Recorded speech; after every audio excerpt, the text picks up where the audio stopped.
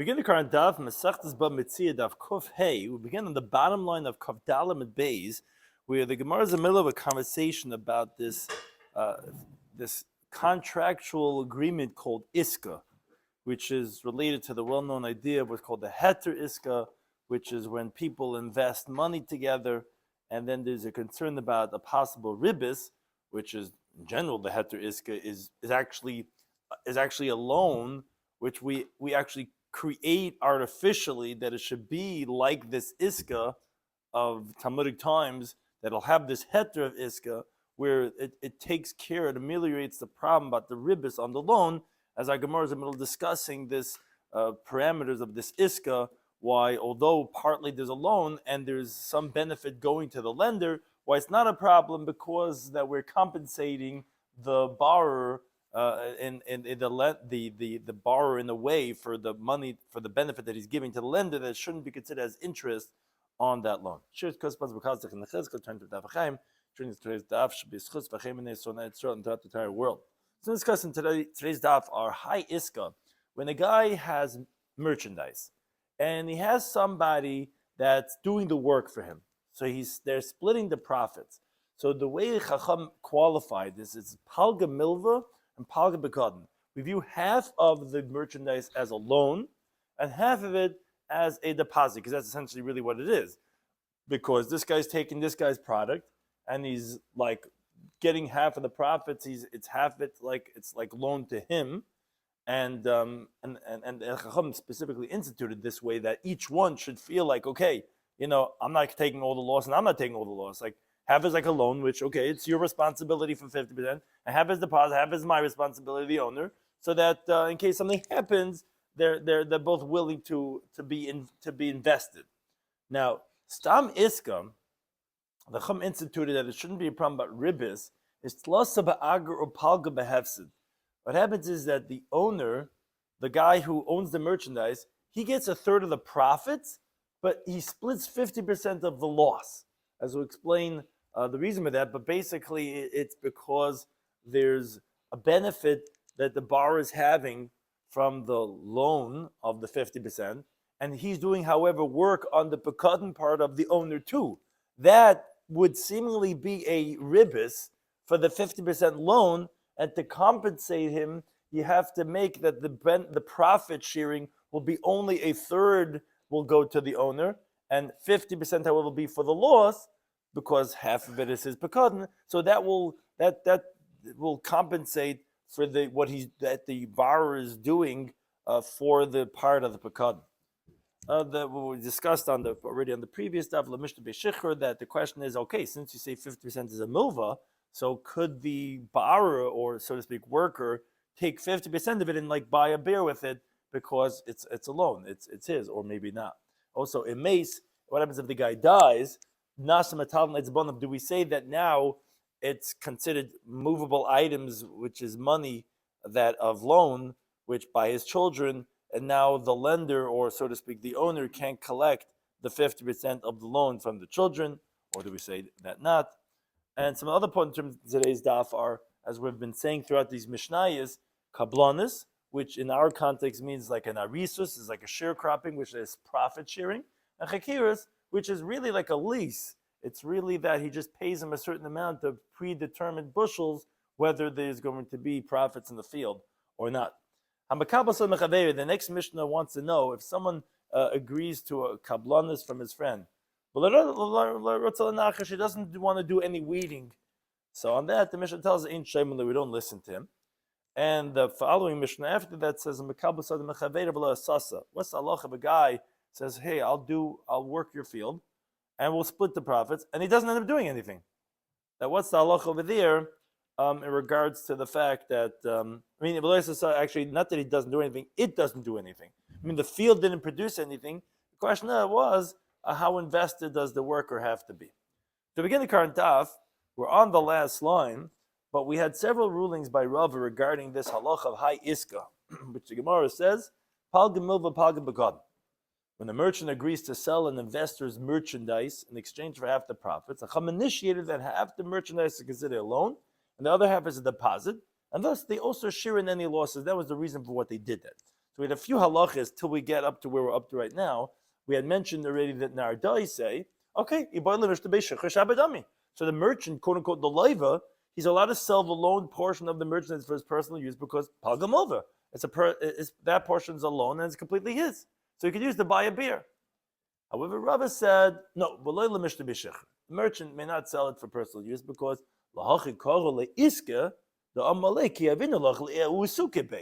this loan is known as iska, business, and the investor loaned it only for the purposes of the trade. Therefore, said Rava, you can't use it for personal usage. That was one halacha we said. Another halacha we said that Rava disagreed with the first opinion. Rav Ravin says, V'im meis, if the merchant died, his heirs inherit the loan portion, and the investor cannot claim them for the father's debt because the father's movable assets are not mortgaged for his debts, so therefore the owner cannot collect it. Here too, Rava disagrees, says no. The merchant died, his heirs do not inherit the loan portion, and the investor can claim them for the father's debt because again the same svara. Since an iska loan must always be available for trade, it achieves the status of karka regarding that it's mortgaged for the father's debts, and therefore said Rava that here too, even if the father dies, the guy could collect it. Now, we're up to this third point of another teaching of Rava, where the concept is based on the principle of that stam iska, which we're going to explain in Rashi, is tlosa ba'agar upalga behefsid, that the merchant and the investor, they share equally in the losses. However, the merchant gets 2/3 of the profit. The investor gets 1/3 of the profit. And the reason is because the Eloi mischazik ribis. If they would share equally in the profits as well, the merchant's efforts in working with the investor's portion would seem like interest for the loan. And because of that, to offset that benefit that the merchant is doing for the investor, you have to take off from the profit that the investor is getting. And that's the reason for this next halacha of Rava, that Amar Rava. Rava says, Chada Iska, so it's an interesting case, but it's based on this principle that we're going to explain with Rashi. If, let's say, the Iska is of one type of merchandise, but it was split into two different documents. If you do that, say the malva, the investor stands to suffer a greater loss. Why? What is this even talking about? So Rashi explains, as we were just saying a moment ago. In general, a regular iska, Chachamim made that you're going to give 1/3 of the profits to the investor, but he suffers 50% of the loss. And the Gemara explains this in Ezu Neshech. We already went through this in Avsamachas Beis, all the sugyas of their ribis, as we brought over there by Shtar Dravilish. Because if not, it looks like ribis. What's the ribis? Because, as we explained, half of the merchandise is a loan. Now, if the merchant is not going to take some type of a reward for the 50% of the part that's a deposit, it comes out that his effort that he was doing, he's working with this merchandise, on the part that's a pakadin, essentially is ribis, because he's giving the guy more, he's giving him something on the 50% loan. So therefore, someone that gives iska, he gives merchandise, 2 bundles of garments for, let's say, a mana. That's how much the merchandise was worth, 100 dinar. You should write a shtar of a mana. Now, what happens is, if let's say there's a loss of one of the bundles from the principal from 50, because again, there's 2 bundles, together they're worth 100, so each bundle is worth 50. Let's say, as the guy's trying to sell, and one of them suffers a loss of 5 dinar. But the other bundle makes 15 dinar. So you don't make a cheshbon for the loss independently and the profit independently. Rather, what happened was that the sum total of the merchandise was a profit of 10 dinar. So the owner will take from that 10 dinar, like we said, how much does the investor take? 1/3, which is 3 1/3 dinar. What was the reason for them writing to But what was the reason for what? Oh, yeah. Why did they do that? Yeah, no, because they had this like two different bundles, so they made two different documents. Rashi tells us that the reason. No. Rashi tells us ultimately that that's the reason why Rab is telling us this. That don't do this. Don't put into. You don't have to. So don't put into two different documents because it's going to be unnecessary loss for the lender, as we're middle discussing. So if you did it in one document, as it should, because it's one merchandise, even though two different bundles, then if you made a loss in one for 5 dinar, you had a profit in another one of 15. The sum total is a profit of 10.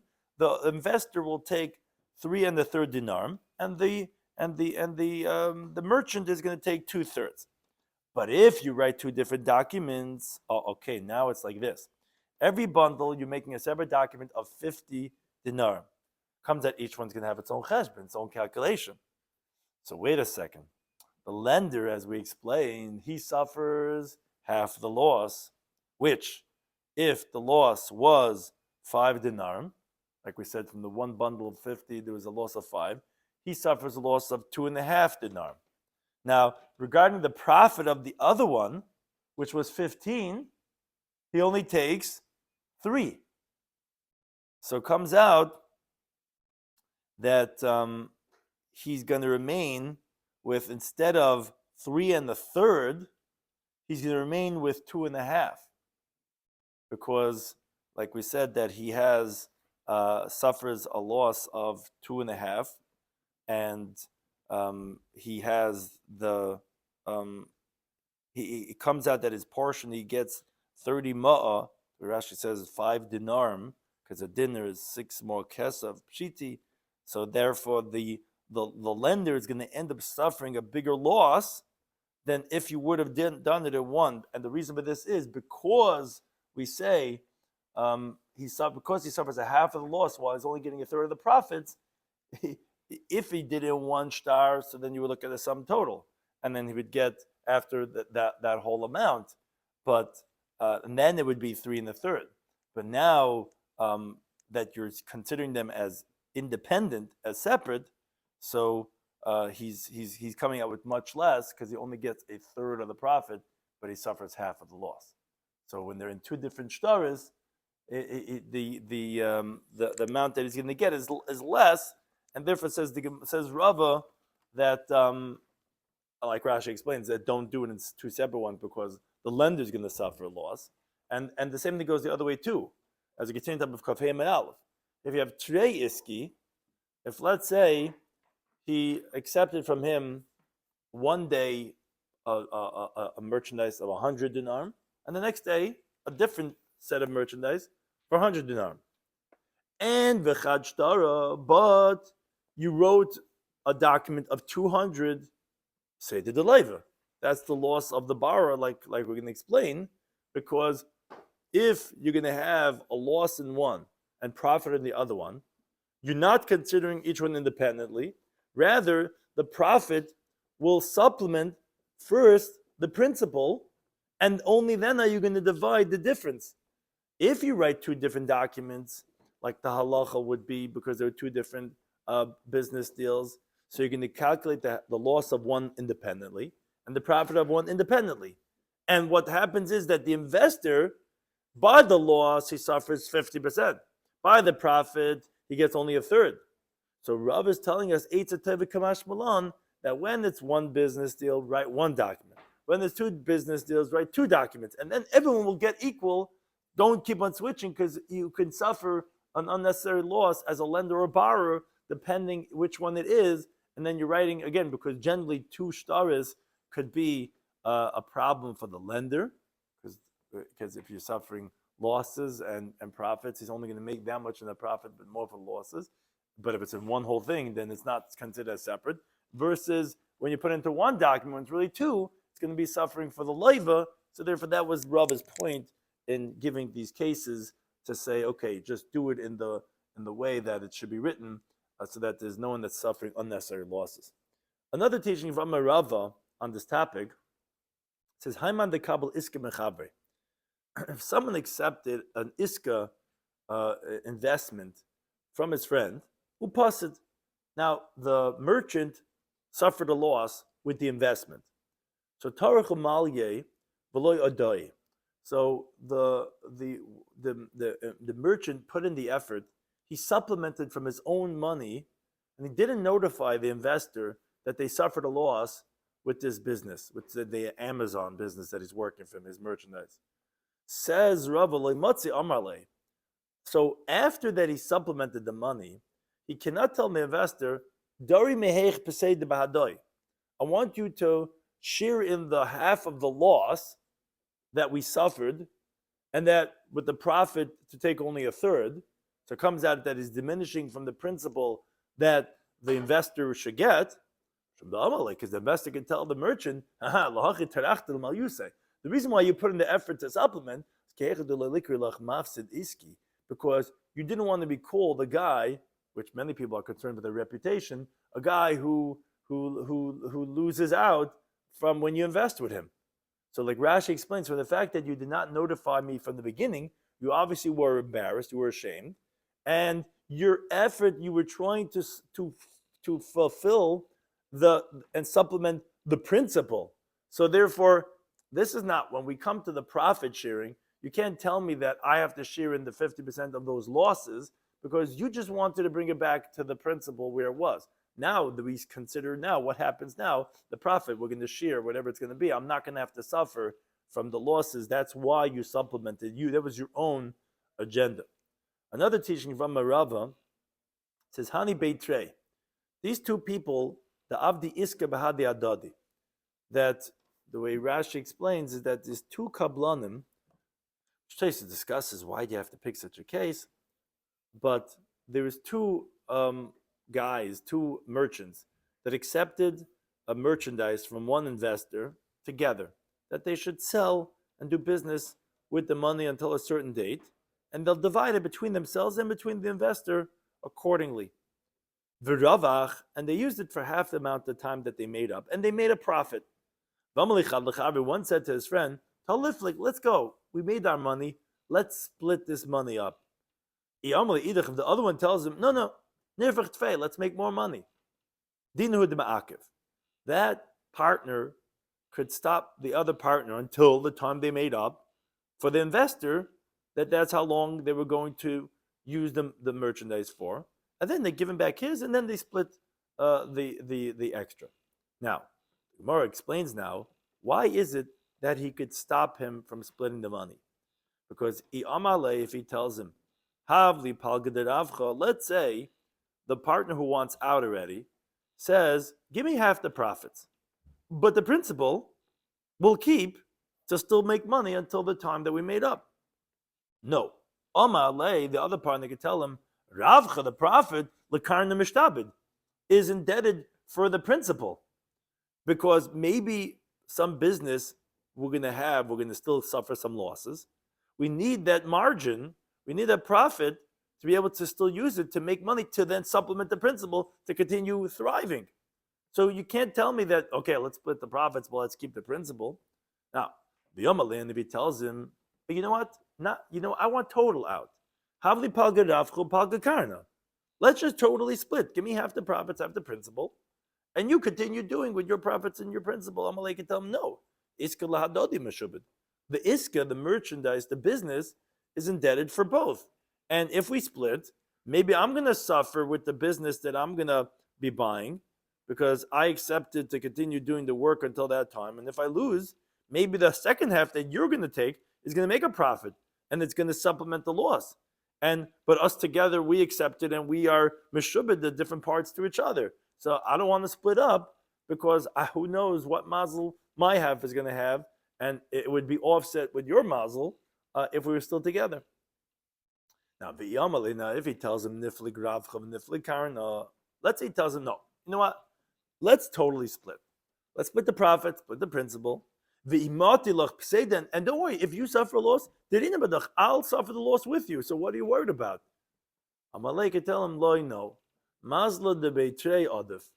The mazel of the divine flow of two people is better. It's a stronger thing. So I just want someone to be working with me because Pasha, the mazel of partners will have both their mazel working for each other. Which takes us into mazel points out that could have answered every one of the cases. It's just what we call adif when they come.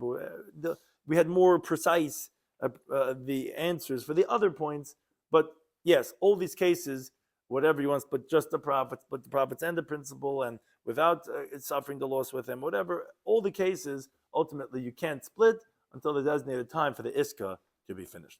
We can look at the next mission again, continue the theme of this parak of a makabel sada mechavera, as the title of the parak is. And if someone leases a person's field from his friend, he doesn't want to do weeding from the produce. And he says to him, what does it bother you? I'm anyways giving you a certain amount of kur that I made up with you. Who cares if my portion will be diminished because the grasses are weakening the stalks? That's my loss. No, ain't shemelo. We don't listen to him, which Rashi points out, as we already mentioned in the previous daf. Every one of these mishnayos could either be only kablanas or chakiris. Rashi points out this is obviously only b'chachrenusa, which means to say that there's a lease and you totally, the profits go to the renter and he just gives a certain amount of bushels to the owner because it was b'kablanas. Obviously, he can't tell him, what do you care? Because it's going to be suffering a loss. You're not doing any weeding, the things are going to get ruined, the grains, the stalk's not going to go as well, and that's the loss of the profit sharing if you did ba'arisus slash kablanas. So obviously, you still don't listen to him. Why? So that the Mishnah has to explain now. Because he could tell him, tomorrow you're going to leave this field. You're only leasing it for a certain amount of time. And next year, guess what? I'm going to have all these different weeds growing all over because you didn't rip it out the previous year. So don't tell me about the loss of this year. Fine. I'm talking about the problem that's going to happen next year, and if we could force him to do some weeding. Now, the Gemara explains now, why don't we listen to him? Because if he tells him, says, no, don't worry. I'm going to plow after the harvest, and I'll turn over the roots of the weeds that are remaining over there, and they'll die, and they won't grow in front of you as any bad weeds. So what could he respond to him? Amalei could tell him, no. Chiti mal yosa be'ina says, I want good quality wheat because you promised me in the lease a certain amount of bushels of wheat. I want them to be healthy and not weak. So I forget about next year's weeds. You're right, there's not going to be weeds next year. But I want this year for my bushels that you promised me for the rent money as high quality. Now, V'yamalevi tells him, don't worry, I promised you not necessarily from this field. I'll buy you high quality wheat from the marketplace. Amalei says, no, I want the wheat of my field. And therefore that's the part of the chachronis that he could demand. Now, Amalei tells him, it says, don't worry, you know what? I'll do the weeding from the part of your portion. And you'll get high quality wheat, but I don't want to do weeding on the rest. Oh, and that'll make my loss. Amalei says, no. You're giving my property a bad name. Because the people who see, they're going to think that you did weeding. And even so, they're going to see, look at this field, it's overrun with weeds. And you're going to give a bad name for my property. And the next day, which like little kids, everything's tomorrow or yesterday, but it means like in the future time, if I'm going to come to sell or to bring another sharecropper down to this property, no one's going to want to take the property. Because everyone's going to be like, that's terrible property. Or who would want to invest in that type of a field? So therefore, for that, he could demand for the renter to do weeding. However, the Gemara asks, Vatnan, that didn't we learn in the Mishnah only one taina, one claim? Because of that, we said Ein Shemaloi. So obviously, it all depends on this one claim. You give me all these different teritzim of bad names and I want good weeds. But didn't the Mishnah say simply that the reason why you don't listen to the Ren Nishamalas Lefanai Asavim? Because I don't want that next year it should be that there's weeds. But didn't we say, but the guy says, I'll plow it afterwards. So why does he have to do the weeding? So says the Gemara, Ela rather Mishum the Amalei, it's because the owner could tell him, Bizra de Nafal. Meaning, the whole claim that we don't listen to the renter who doesn't want to do the weeding is because it's going to grow weeds next year. And that claim always stands. Because even though the renter is going to say, don't worry, I'll plow over after the harvesting, I just don't want to do weeding throughout the season, the owner could tell him, although you're going to uproot the roots after the season's over, but at the end of the day, the weeds that you're going to leave till the end, till the planting, those seeds are going to fall into the ground, and they're going to sprout the following year. And that, the plowing at the end, is not going to help. And if I need you to take out that weed whacker and get working, buddy, and you got to do this throughout the season because it's not going to help to do ripping it out at the end. That's why ain't shemelech. Now look at the next Mishnah, continue on this theme of hamakabel sod mechaverei. If someone leases someone's field, v'loy asasa, it didn't produce any grain, just very little. Now the sharecropper wants to stop this investment that he had promised because it's just not worth his effort. So on that says the Mishnah, im yesh b'kedei, if there is sufficient to make from the grain that it does produce, lahamid kri, to make a pile, Shigmar is going to explain what's the share of that pile, then we force him to continue doing the work, which Rashi points out here also. This must be talking about kablanusa, what we call sharecropping. Because if it's chacharnusa, what does the owner of the field care if the guy stops? He has to pay him the rent money anyway. So this must be talking about specifically like arisus. I say, no, we made up. You're going to work my field, and we'll split profits, whatever it was, 50, 33, 25. But if it makes a certain amount, then you got to continue. He says, my kitzvah bekri. He says, what's the set amount if you're going to set that there's a pile for a shear of a chiyuv of this guy to be working a huge, large field as a shear of a pile, and a small field for a shear of a pile? It says, how are you qualifying a pile when it could be a huge, humongous field and a small field? Rather, elim yesh b'kedei nefila. He gives a different qualification, that if the field produced the amount necessary to replant the same field next year, from the grain that it grew this year, like Rashi explains, the word nefila is the seed that you scatter b'mapoilas yad, with the throwing, the word nefila is the word mapoila, throwing from the hand. If it produced enough that same amount you could seed it the next year, then that's the amount that he has to work on it as the aris.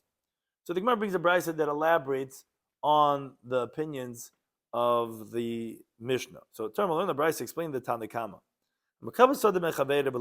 Someone accepted a field with arisus, and it's not producing much. So the Tanakama said, if there's an amount that it could produce a pile, then you have to continue work on it. Because that's what he writes on the document. I'm going to get up and I'm going to plow. And this is what they wrote in the contract of the arisus. And I'm going to sow, I'm going to plant. I'm going to reap. I'm going to bind. I'm going to thresh. Idri, like a dollar and a zayin are interchangeable from the word of zaira. I'm going to winnow the chaff with the shovel or with the sieve. And I'm going to put a pile in front of you. So you see, it's kri that the contract was saying. And then you're going to come, you're going to take half. And my effort, and my expenses, I'll take the other half. So although it's all your merchandise, I mean, it's your field, but with my work and my investment, I'll take the other half. So therefore you see that's Kedei Kri. Says the Gemara, Kama Kedei Lamba Kri. And what's this measurement of the amount of a pile? Mir Bechanine says it's Kedei Shetamid Boy Harachas. It's the amount that a shovel that you use to winnow the chaff with the wind from the grain, that it could stand when you stick it into the pile. If it could stay in the pile, that's the amount of grain that it has to produce according to the Tanakam. Now, the following question. Rachas hayetzi mahai gisa lahai gisa. Regarding a shovel, that if you could see the points from both sides, what's the halacha? Which that's our gear. So it says a whole different gear, some high gisa. But if you could see it on both sides, what would the halacha be over there? Right. That's how Rashi explained was Rabbi Yehuda's time in the Mishnah. He's like, what? Saw the gun in the same shir? That was his time. But that's the Tanakama held that's enough to make that amount. So then we're going to say that that's sufficient. But now the question is how big this pile is. You said the shovel could be in there, but let's say the shovel you could see on either side. What would you say over there? So Rabbi Voice says, to me it was explained from Rabbi Shloimy, it's kol she'in koine shaloi. As long as it's scoop part of the shovel. It's the part that you lift up the grain on that to winnow, as long as that part's not roye pnei achama. It doesn't see the face of the sun. Meaning, the sides are also included in the kindness part. So if you're seeing that, yes, that wouldn't be qualified, that wouldn't be enough to force the Ars to continue working. Itma, we learned regarding this measurement of how big is the pile. So Levi Amar, he says, it's shalish sayin, is the amount of 3 sa. Rabbi Yanai Amri, they say sasayim, 2 sa. Amr Shlokish, he says sasayim shamar, this we said it's a amount of 2 sa, it's chutz minay sa, except for the expenses. So after the expenses, you remain with 2 sa, okay, that's enough to legitimize saying you got to continue working. That's not awesome. We learned it within the Mishnah Masechtas Uktzin. Now Rashi explains we're going to bring many different teachings that are unrelated simply because of Amri de Ber Biyanai, which they explain the shiur of all these Mishnayos. So we pick all these Mishnayos, which the Ber Biyanai explains the shiura, which if you just notice, we quoted the Ber Biyanai Amri Sasayim. They were qualifying this teaching of how much is the shiur of the kriya of the pile. So we bring other Mishnayos that on the Abri the Ber Biyanai says the shiur. So the Gemara brings this Mishnah Masechtas Uktzin that says Pritze Zeisim Anovim. You have these grapes that are aparats. They're rishoyim. They're wicked olives and grapes, which means to say that it's really an immaturity when people are rishoyim or prutzes, because they always remain immature. These grapes, they don't fully ripen. So what's the halacha with these types of grapes? So on that, Beishamai Metam and Beishamai say, okay, it's tamei. Basil Matar, Basil says it's tahar, meaning it doesn't have Thomas Eichlin, because it's not fit to eat. Says the Gemara, my peritze zaysim. So what does it mean? These parts means like breached. So what does it mean? These olives that are breached. So Amrapun says rushe zaysim, like we said, it's the wicked olives. Amr Yusuf said, Michael, what's a pasuk that says peritze is like wicked? It says a pasuk in Daniel. It says v'nei peritze amcha, and the sons of the parutzim, the breached ones of your people, Yanasu lahamet chazain, they lifted up, they wanted to establish a vision, but they stumbled. You see that it's talking about wicked people over there. Rav Nachman Yitzchak brings a pasuk in Yecheskel. Bahayli is going to give birth Ben Paretz, a wicked son, Shevach Dam, who spills blood. So you see, Paretz means wicked. Now, Vakame Pritze Zeisim, in other words, how much is it ripened? Is it matured? And you still consider it as Pritze, that it's still immature, that's the Machlikis Besham Besil. So this is what the point that we're getting to. Blazami says, Arba is Kav and Lakara. It's 4 Kav for a beam, meaning that they gather in the olive or the wine press the amount of the measurement that you weigh down the beam one time, and you're only going to produce 4 Kav of oil. That's considered that it's still pre-tezation. It's not really producing so much. Rabbi Yanai Amri, again, and this was the point, the Rabbi Yanai that we wanted, Sasayim L'kaira. It produces 2 sa for the beam, which that's 12 kav. And says the Gemara, they're not actually disagreeing, even though it's 3 times the amount, Rabbi Yanai, because Rabbi Loza says only produces 4 kavan, is Ba'asa Demaili Kurda Ba'ulala, is where they take a kur in one pile, and there are places that the olive or wine press is much larger, and they put 3 kur together. But there are certain places that only put 1 kur of olives in one pile of a beam. So Rabbi Lazar was by the small ones, we only put 1 kur in the pile. Okay, so that's going to produce 4 kav. Rabbi Yanai was talking about when they're the larger ones, plus a kur in Ba'alala. You put in 3 kur into the mound. So that's going to produce 2 sa, which is 3 times the amount of 4 kav, because it's 3 times the amount of the principle. So again, they're not really disagreeing. But again, we brought this in simply for the Beir B'yanai. The Gemara continues, talking about learning the Braisa, another teaching of the Beir B'yanai, a Mishnah Masechtas Zavim. You continue them with base. Olu, if let's say two people, a zav who's tamei, and a tar person, they go up a elon on a tree, shekoichera, which is a very weak tree, or let's say ubeseicha, a branch, shekoichera, that's a weak branch. Tamei, the tar person becomes tamei. Why? Because since the branch or the tree is weak, it bends beneath the weight of the people. So the weight of the upper person on the tree is weighing down on the lower person, and he's leaning on him from the force of the upper one. Now, whether the zav is leaning on the tahar or the tahar is leaning on the zav, he's tamei because of the hesed of the tamei person. Or al yoinishal zav, there's all these halachas that the tumah of the tamei person is going to contaminate the tar person. Says Yimar, hechadam ilin shekoichera. What is a tree that's a weak tree? Amid Rabbi Yana, and again, this was the point we wanted. We just wanted Rabbi Yana, who's giving shiurim over here. Kol she'in bi'ikarin. As long as you don't have in the trunk lochik the amount to carve out in the width, roiva, a quarter of a kav, that's considered a weak tree. What's considered a branch that's weak?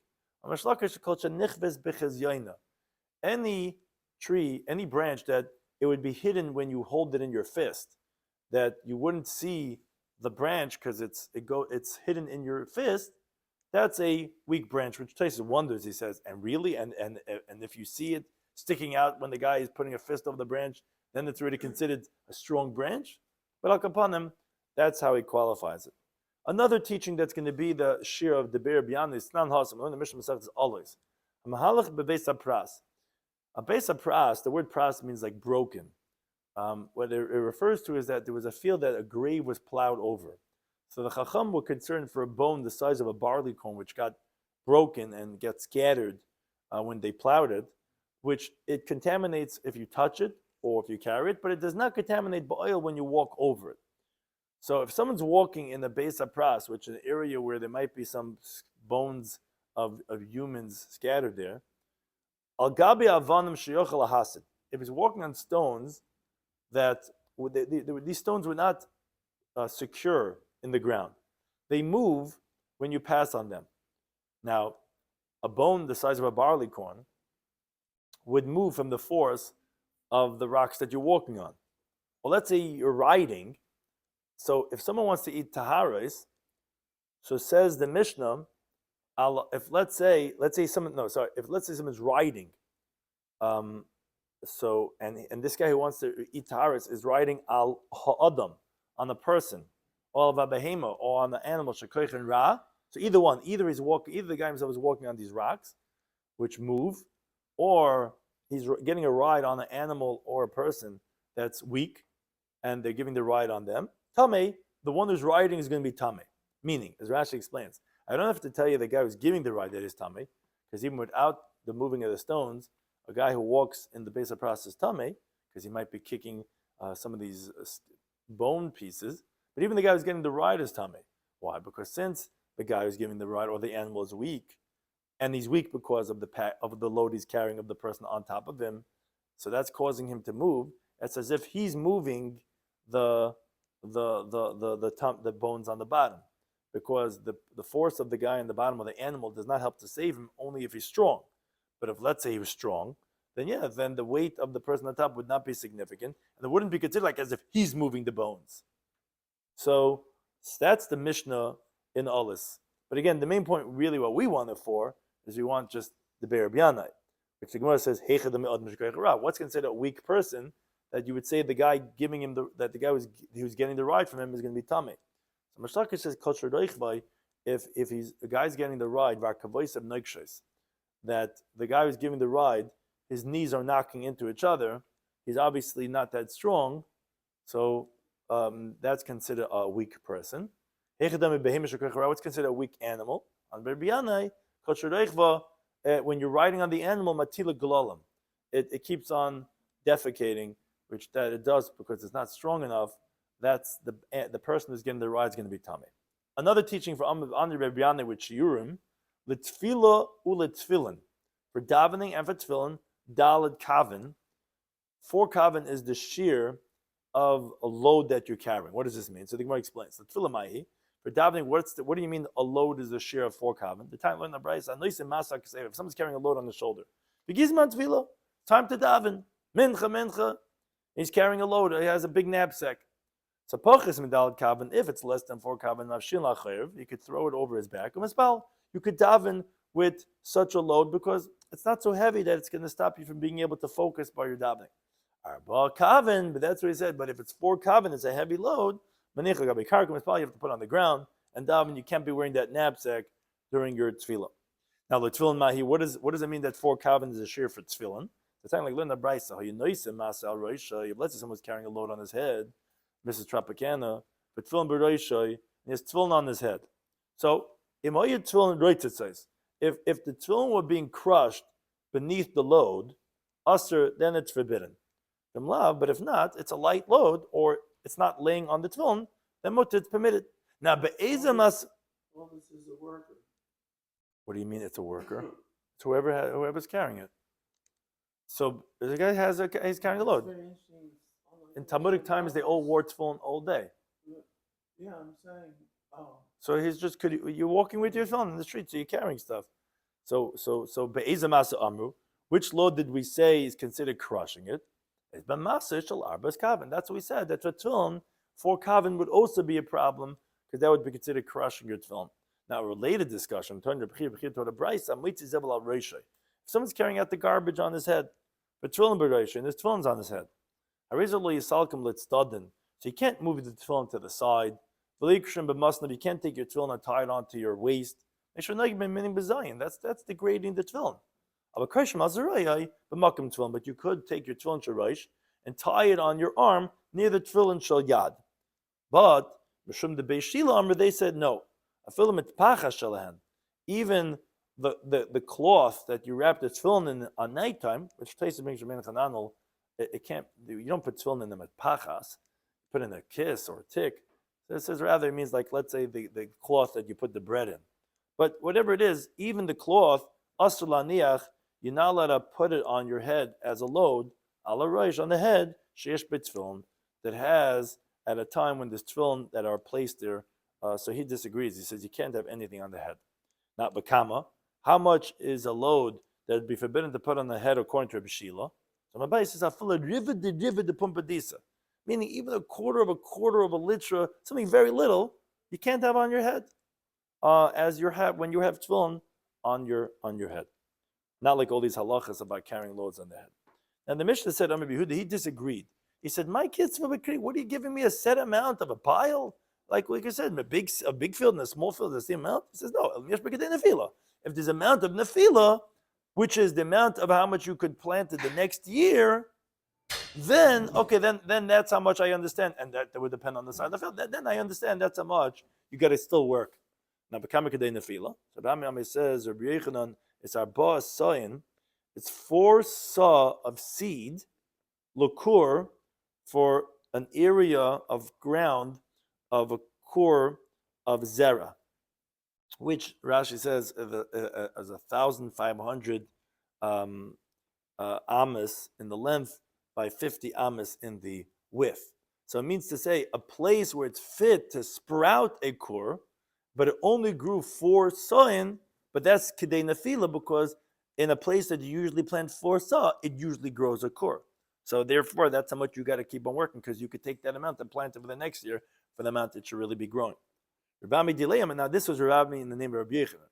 Rabbi himself actually says, Shmoinas sa'in lekur, 8 sa for the core, because as the Gemara is going to shortly explain, as Taisa mentioned, in the years of Rabbi, you have to plant 8 sa to sprout a core. So you only got to keep on working if it's going to make 8 sa, not 4 sa. As the Gemara says, there was an elderly person that said to Rav Chama, the son of Rabbi Ravu, he says, he said, I'll explain to you, it's not that Rabbi is disagreeing on Rabbi Yechanan and his Rebbe, it's just that the world deteriorated. In the years of Rabbi Yechanan, the land was fatty and it was enough to get a base core if you planted just 4 sun. So therefore that's the amount, if you already got, you got to continue working. The land already got weakened, and therefore you needed 8 saw, and therefore it only produced 4 saw. We say, okay, the shear crop doesn't have to work anymore because it's not even the amount that you can even plant it for the following year. Now, related discussion, Tanan also learned within Mishnah Masechtas Peya, Haruach shepizra esa oimrin. The wind that scatters the bundles in the field, what it did now, it covered the leket of the aniyim. The poor people, they gathered the gleanings, which were scattered in the field. Now, you don't know how much leket there was over there that was beneath the oimrim that is there for the poor people. So, the courts come and evaluate, and they assess, kama leket rui le'asis. How much leket would we say such a field would have been appropriate to have made? But and that's how much you give to the poor. Shimon Lilam, he says, no, you don't have to assess. It's already set.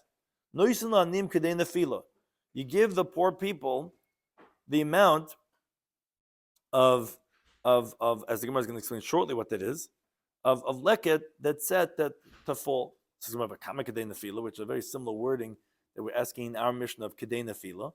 So it says, it's 4 kav. So we had been saying arba son l'kur, that was a different idea of kedei nefila. But this is 4 kav for a kor. Now, Rabbi Yirmi asked the following question. When you're saying it's 4 kav for a kor, did you mean l'kor zera? Did you mean that a field that was planted a kor? Or l'kor tvua? Or did you mean a field that was harvested a kor of grain? Which is very different, obviously. And if you're going to say a kor of seed, l'mapolis yad, where you're talking about the amount of kedei nefila, meaning how much you would plant if you scattered by hand, or when you do it by oxen, because there were places that they planted the grain by hand. There's certain places that they put the seed on a wagon that has a hole in it, and the oxen would go over the plowed area, and the seed would fall by itself. Now, you need to have a lot more seed when the oxen do it more than you do it by hand. So the question was asked, a field that was planted a seed of kur for when you do it by hand, is that what you were evaluating with that leket of 4 kav? Or kur of seed that's done by the oxen, which then you would need more? Says the Gemara Tashma, let's bring a right. The Chiyasa Rav number Bava Metzia Daf, Abbas kavan l'kur zera. It was 4 kav for a kur of zera, meaning not a kur of tvua. So we answered the question of that it was a kur that was planted, not a kur of what you harvested. But you still have the question, it's when it's scattered by hand or it's scattered by the oxen. So it's going to take a little stand. It's not clear what the halacha would be in that situation. Thank you to any time posting us.